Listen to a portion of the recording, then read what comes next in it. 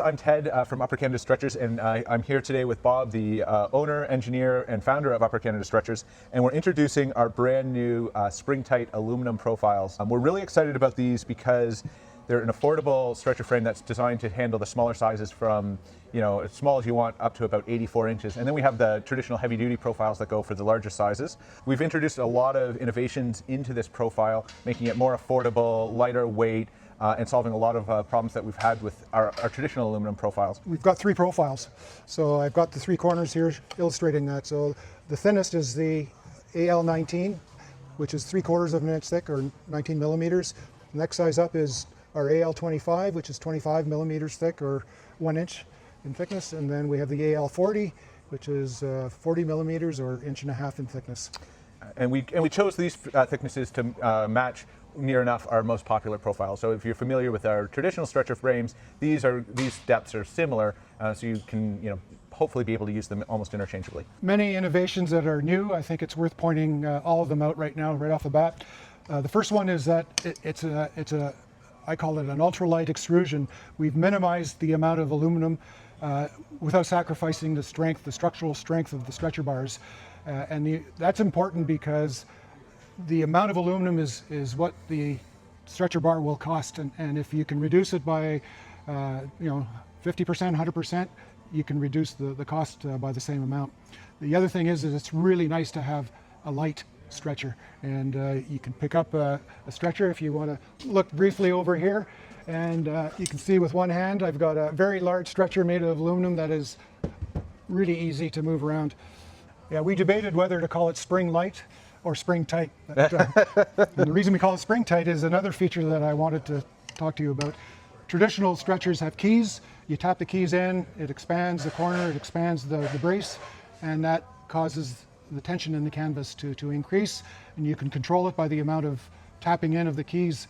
And we wanted to achieve the same goal, but of course with aluminum we had to work with a different system. And typically a screw mechanism is used, but we came up with something that we feel is even better, and that's an internal spring mechanism. And I'll show you with this profile how that works.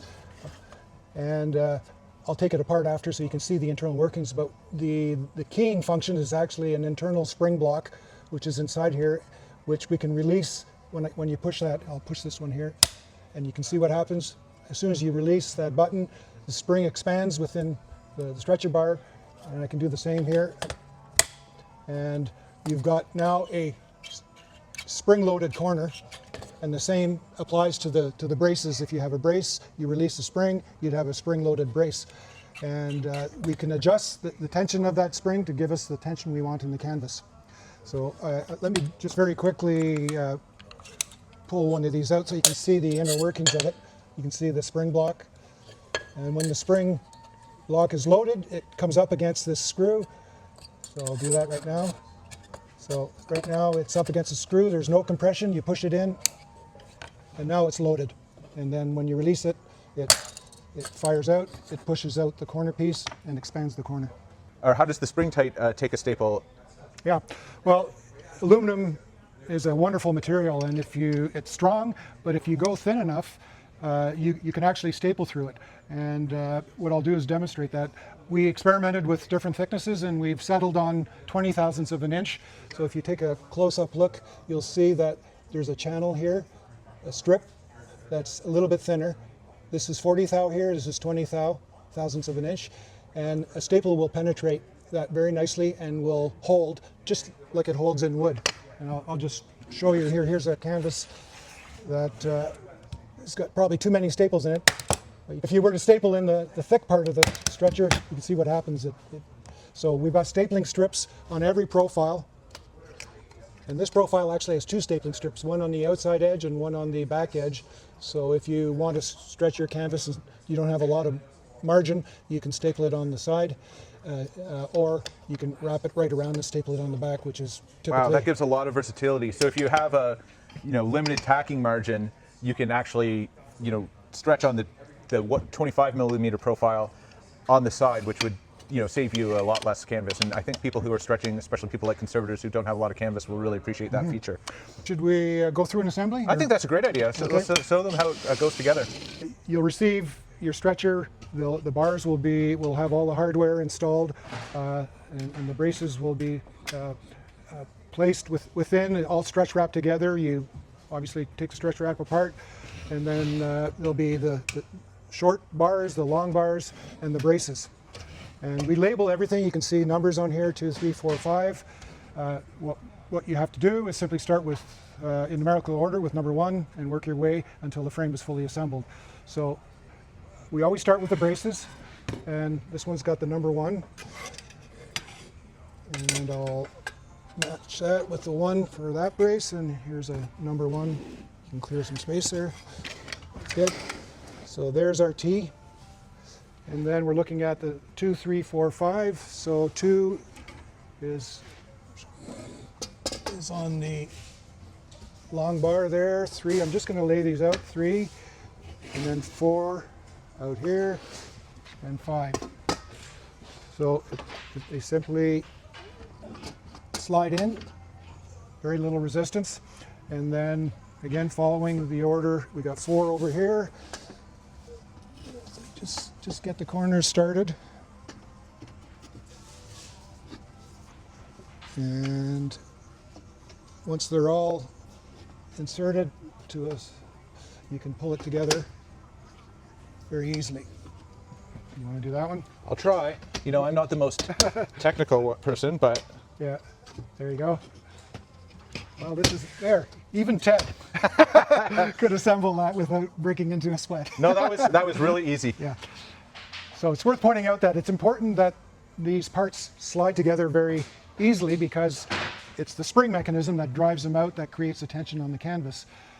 But what that does mean is that there's a little bit of wiggle in the frame, and what you don't want to do is to have the frame be off square when you're ready to stretch it. So the way we solve that problem is to we flip the stretcher over, because you'll be stretching it with the canvas likely down on the table, and the frame has to be canvas side down.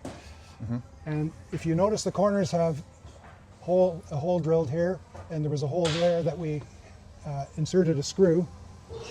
That screw goes through the profile and locks into the corner piece, and that essentially locks the corner square. So you want to do your diagonals, make sure your frame is square, put in your locking screws, and then you can take the frame and move it around. It'll be solid. But when it comes time to stapling it, you'll be starting in the center and working out. The corners will be done last. Before you staple the corners, you want to remove those locking screws. Do you remove both screws or just one? Both screws have to come out, otherwise the spring mechanism won't work. And it's simple. You can do it with a screwdriver, or if you've got a cordless, that's even better. You pull those off. I also wanted to mention that I like to use just tape. I can put tape across the brace here before I even put any locking screws in, and that's a temporary way of just holding the frame together. If you're assembling several frames and then doing the stretching later, you'll want to take the frame and move it, and if you're moving it around, you don't want the bars to come apart. So a simple way to hold it together temporarily is to use a bit of tape on the corners. Wow. Yeah. That's easy. Yeah. When you release the buttons, as I explained, the springs push the corner bracket out, and there's an expansion of the joint. You can see on this corner here a fair bit of expansion. This was stretched very loosely. If the canvas is stretched tightly to begin with, the amount of expansion at the corners will be very small, less than a 16th, maybe a 32nd. Well, one thing you can do, which is really cool, is if you find that you want more tension, it's still a bit too loose, you can actually tap out the bars, and what happens is that the spring expands as you tap out the bar, and it holds it in place. And so essentially it's like tapping a key in, with the added benefit of having a spring hold the key in place. So this is, I call this fine tuning. I was demonstrating the assembly of a stretcher to a conservator, and she was touching it and she said, "That's good. I'd like to have a little bit more tension though." So that's when we discovered that just by a little bit of tapping, we were able to increase the tension, and the tension was held by the block. So it's a nice discovery we made that I think really becomes a feature of the frame. It's so interesting. I don't think there's another stretcher frame on the market that has a dynamic tensioning system. So if you're going between environments with different humidity and the canvas is, getting floppy or tightening, you just have to trust the spring will take care of that. You should never have a frame that racks or lifts because the tension can be expanded because of the springs. And at the same time, you should never have a floppy canvas either, because again, the springs will take up any extra tension, and you don't have to ever think about restretching or even worrying about keys falling under any of that kind of stuff. Good. Good.